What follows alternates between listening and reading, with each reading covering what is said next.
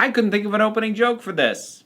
So let's just talk about it. This was a Patreon commissioned review, and it was one of those ones where I'm like, okay. Like, I'm not entirely sure why I was being asked to look at it.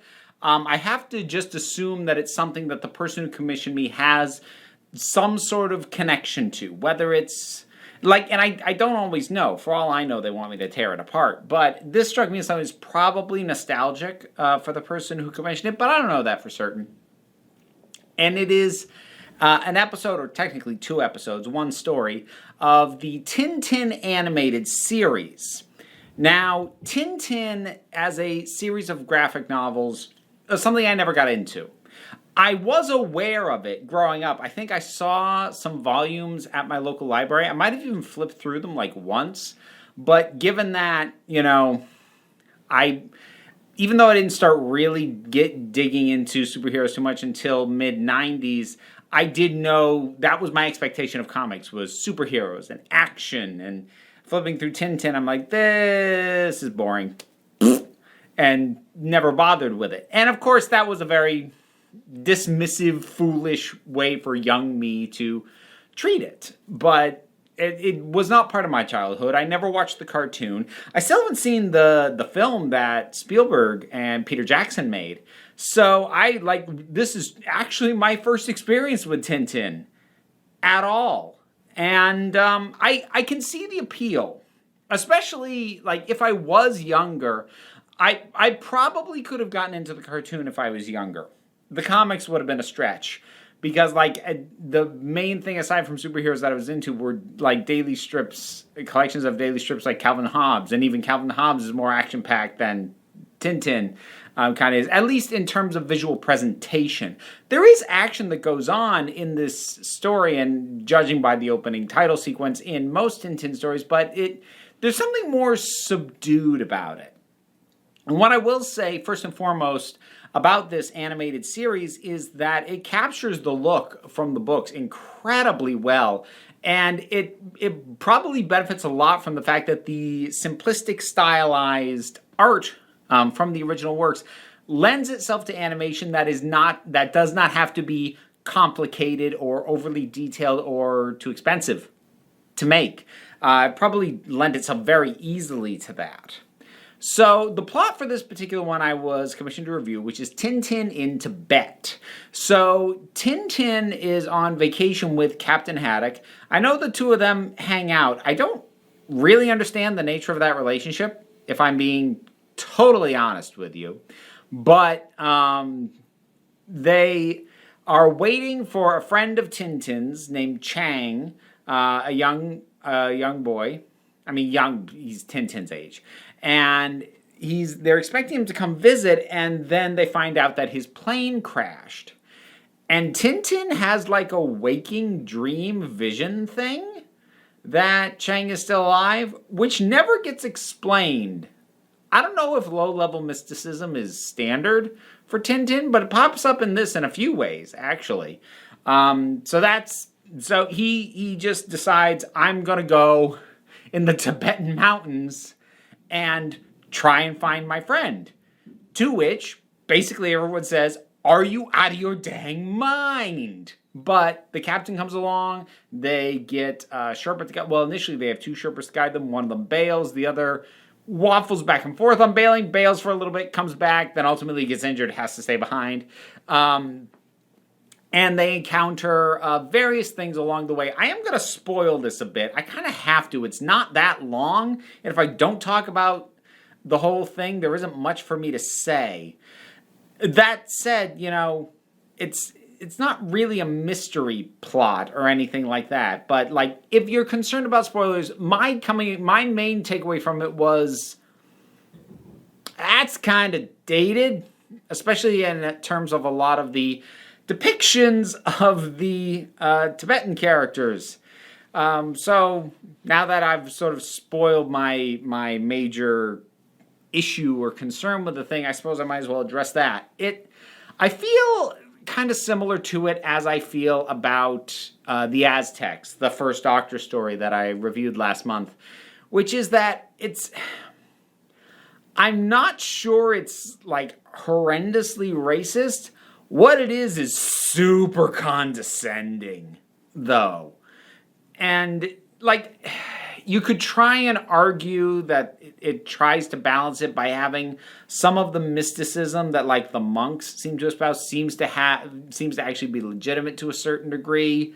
But just the way that they're written to talk and communicate, they call Captain Haddock like roaring thunder or something. I'm like, what? It's just this very patronizing, oh, look at this simplistic way that they're viewing the world. And it's probably trying to be respectful of the perspective that, these sorts of people would have. But it cannot help maybe a big part of the problem is just the fact that they're speaking in broken English. Maybe that's part of it. No, I take it back. That is definitely part of it. I think there'd still be an issue regardless, but I would be willing to bet if they weren't speaking in these sort of broken, simplified sentences, they wouldn't have thought they could get away with depicting a lot of these characters the way they do. Again, not horrifically racist, and certainly not demeaning. It's not by its nature insulting to these characters and these cultures. There's a vacuum being used in another room. I really hope that's not showing up on the mic. I will bet you that it is, though. Anyways, I'm going to keep recording. I'm going to power on regardless.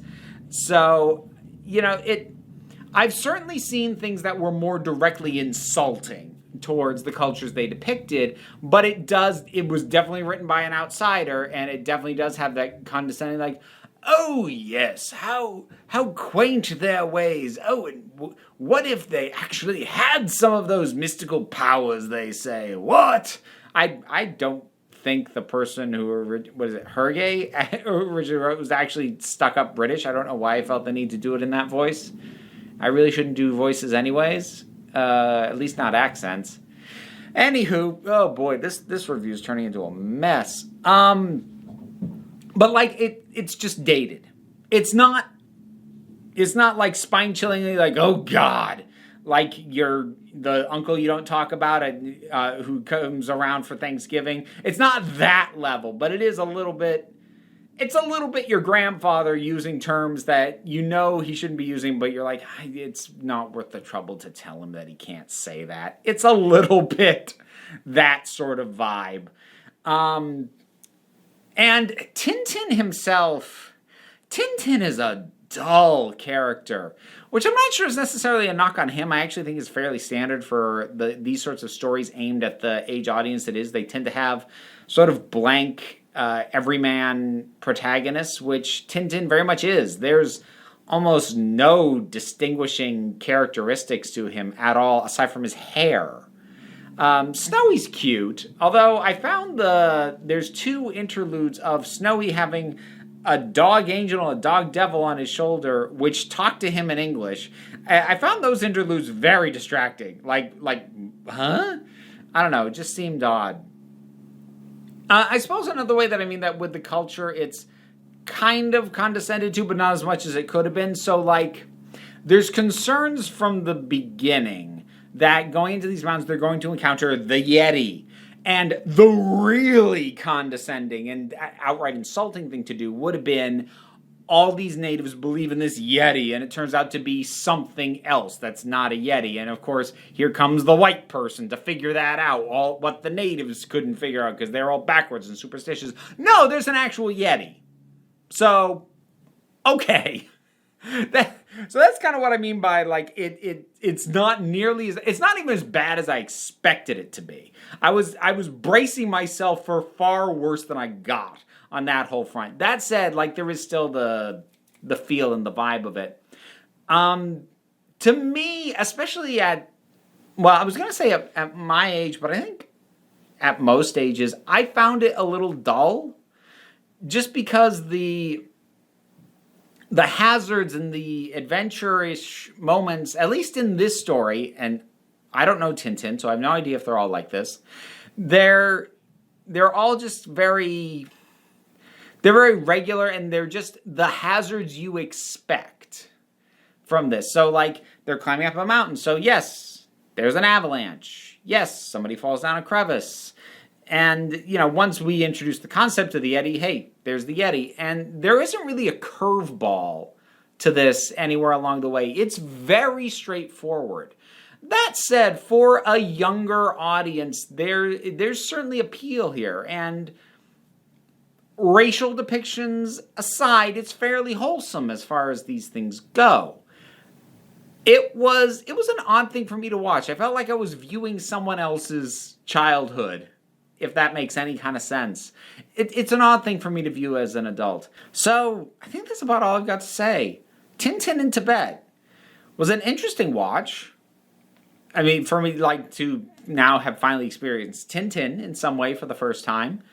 I don't see myself going out of my way to watch Tintin again. I mean, maybe the movie at some point out of curiosity, but I kind of feel like I've gotten a taste of what Tintin is and just been like, okay, I see the appeal. Not really my thing, though. So Tintin in Tibet, have you seen it? Did you grow up reading Tintin at all? Did you get into it at a later age? Have I completely misunderstood what was going on in all of this? That's a distinct possibility. Whatever your thoughts are, drop something down in the comments. Let's talk about it. I mentioned this was a Patreon commissioned review because, yes, you can support me on Patreon, and at certain tiers you do get to say, hey, review this for me. And I will, but any tier of support is a massive help, and it helps keep these lights on and keeps me fed. But even if you're not able to do that, like, share, subscribe, comment, bell, they do actually help me out. So that would all be great, but, we take a relaxed attitude around here, so no pressure or anything. Just come on back next time you need a break.